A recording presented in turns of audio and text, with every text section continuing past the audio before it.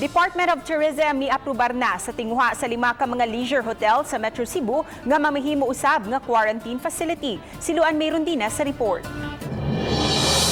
International market yet. Gikonpermar ni Alfred Reyes, presidente sa Hotels, Resorts and Restaurants Association of Cebu kun HRAC, nga may administrative order na nga nagtugot sa hangyo sa pipila ka mga leisure hotel sa Metro Cebu nga tugutan usab mamahimong quarantine facility. Gipaabot na lang karon ang clearance gikan sa Department of Health human masusi ang 5 ka mga properties nga mipadayag sa ilang interest. Hinuon gitataw sa HRAC President nga managlahi ang entrance ug exit lakip na ang mga hotel staff nga moatiman sa mga leisure guest ug sa mga guest nga gipaubos sa quarantine.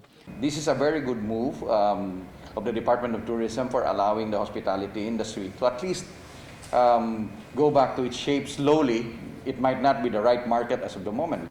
Sa pikas bahin, nanawagan usab ang HRAC sa IATF nga unta tugutan ng makasulod sa sugbo ang mga fully vaccinated nga mga langyaw. Kini ilabi na kay padayon nga nagubos ang mga kaso sa COVID-19 sa tibuok Cebu Island. Hayan kung tugutan na sa IATF ang hangyo sa LGU ug sa HRAC nga tugutan ng makasulod sa nasod ang mga fully vaccinated nga mga langyaw. Hayan posibleng mubalik na og kalagsik ang turismo sa Subo. Apan lagi magdepende gihapon kini sa resulta sa vaccination rollout. HRAC and not only us, no? There's a lot of we call it the hospitality associations that are looking forward to that because that will be the start of the reopening our economy again.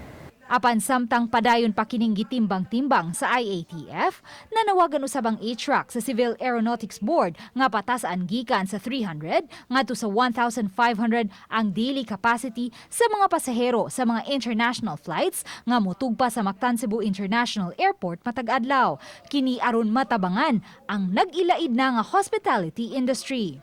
Uban ni Marlon Melgazo, Luan Merondina, Balitang Bisdak.